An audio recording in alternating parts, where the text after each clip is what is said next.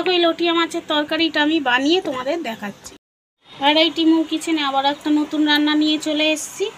আমি আজকে লটিয়া মাছ তোমাদের রান্না করে দেখাবো। তোমরা তো অনেক রকম করে লটিয়া মাছ খেয়েছো, আজকে আমি অন্য রকমভাবে তোমাদের বানিয়ে দেখাচ্ছি। এখানে দেখো 500-র একটু বেশি আছে লটিয়া মাছ, আমি সবটাই করে নেব। আর এখানে আমি দেখো কড়াই তেল দিয়ে নিয়েছি, আর আমি 3টে শুকনো লঙ্কা নিয়ে নিয়েছি, এটা দিয়ে দেব। এখানে দেখো তেলের মধ্যে আমি 2টো তেজপাতা আর শুকনো লঙ্কা ফোড়ন দিয়ে দিচ্ছি। এখানে দেখো বন্ধুরা আমি আলুটাও দিয়ে দিয়েছি, তোমাদের দেখানি এত তেল ঠিক রাখছিল ওই জন্যে। আর এখানে দেখো আমি পেঁয়াজ আর 4টে কাঁচা লঙ্কা দিয়েছি, এটাও এর মধ্যে দিয়ে দিচ্ছি। এখানে আলু, পেঁয়াজ, কাঁচা লঙ্কা, শুকনো লঙ্কা, তেজপাতা দিয়ে দিয়েছি। আমি এটা ভালো করে ভেজে নেব। আমি এখন এখানে নুন দিয়ে দেব, আমি নুন দিয়ে দিচ্ছি। তোমরা এইভাবে একবার বানিয়ে দেখো, অনেকে বলে যে লটিয়া মাছ তো ভেঙে যায়, ওই জন্য আমি যেরমভাবে বানাই আমি সেরমভাবে তোমাদেরকে দেখাবো। এক একটা মাছ গোটাই থাকবে, ভেঙে যাবে না বন্ধুরা। এখানে দেখো আমি পরিমাণ মতন হলুদ দিয়ে দিচ্ছি, তোমরা যে পরিমাণে করবে তোমরা সেই বুঝে সেরকম পরিমাণে দেবে বন্ধুরা। এখানে দেখো আমি গুঁড়ো লঙ্কাটাও দিয়ে দিচ্ছি, আমি 2 চামচে গুঁড়ো লঙ্কা দিলাম।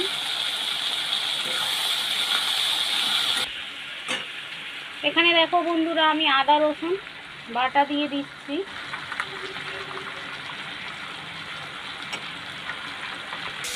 এখানে কিন্তু আমি 2 চামচের মতন আদা রসুন বাটা দিয়েছি। তোমরা অবশ্যই আদা রসুন বাটাটা একটু বেশি করে দেবে, কেননা যেহেতু লটিয়া মাছ আদা রসুন বাটাটা একটু বেশিই লাগে। আদা রসুন বাটা দেখবে বেশি করে দিলে খেতে ভালো হবে। এখানে দেখো আমি কাশ্মীরি লঙ্কা গুঁড়ো দিয়ে দিচ্ছি। এখানে দেখো আমি টমেটো আর পেঁয়াজ পেস্ট করে রেখেছি, আমি পেঁয়াজ গোটাও দিয়েছি আর পেস্ট করেও দিচ্ছি। আমি আমার পরিমাণ মতন দিয়ে নেব, তোমরা তোমাদের চাইলে পরিমাণ মতন দিয়ে নেবে।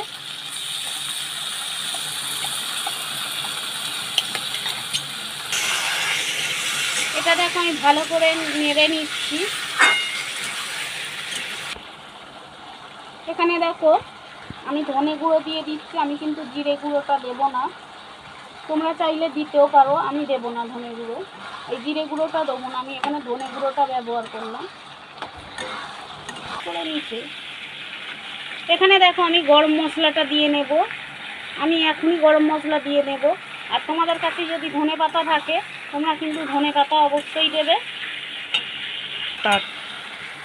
এখানে দেখো আমি যে লটিয়া মাছটা রেখেছিলাম আমি দিয়ে দিচ্ছি এর মধ্যেই।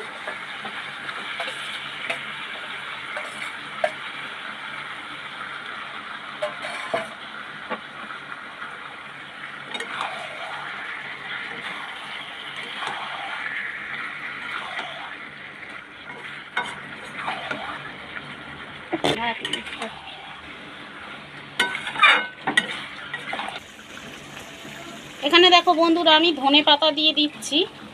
এই দেখো ধনে পাতা, তোমরা ভাবছো এরকম কেন, আমি এই ধনে পাতা কিন্তু গরমের সময় অনেক কিনে রেখেছিলাম, আর সেটা আমি শুকনো করে নিয়েছি। শীতকালে আমি শুকনো করে নিয়েছি, নিয়ে আমি এখন দিয়ে দিচ্ছি তরকারিতে। আমি শুকনো করে স্টোর করে রেখেছিলাম। এ দেখো বন্ধুরা আমি এটা ভালো করে ধনে পাতাটা দিয়ে দিয়েছি, আমি এটা নেড়ে নেব। আর আমি তোমাদের ভুলে বলে ফেলেছি যে গরমকালে কিনেছি ধনে পাতা, গরমকালে না বন্ধুরা, শীতকালে আমি কিনেছিলাম ধনে পাতাটা, আর আমি শুকনো করে রেখে দিয়েছি, এখন আমি গরমকালে ব্যবহার করছি। আর এই দেখো আমি লটিয়া মাছটা ভালো করে নেড়ে নিয়েছি, নিয়ে আমি এবারে চাপা দিয়ে দেব। এই জলেই কিন্তু হয়ে যাবে, আমি আর জল দেব না। দেখো বন্ধুরা আমি একেবারে হয়ে যেতে দেখাচ্ছি তোমাদের, দেখতে পাচ্ছ কত সুন্দর হয়েছে, তোমরা দেখতে পাচ্ছ। ওখানে এখন লটিয়া মাছ দেখো এক একটা গোটা গোটাই আছে, আর আমি আলুগুলো কেটে দেখাচ্ছি, দেখো খুন্তি দিয়ে দেখো ভালো মতো কেটেও যাচ্ছে, হয়েও গেছে, দেখতে পাচ্ছ। আর এক একটা লটিয়া মাছ দেখো এরকম গোটা গোটাই আছে। আর যদি এ দেখো বন্ধুরা, আমরা লটিয়া মাছের তরকারিটা তোমাদের বানিয়ে দেখালাম।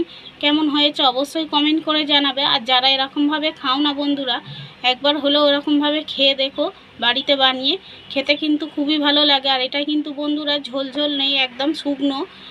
আর যদি এই রেসিপিটা ভালো লেগে থাকে তাহলে লাইক, কমেন্ট, শেয়ার, সাবস্ক্রাইব করে দিও। তোমরা সকলে সুস্থ থাকবে, ভালো থাকবে। আবারও একটা নতুন রেসিপি নিয়ে চলে আসবো। আজকের মতো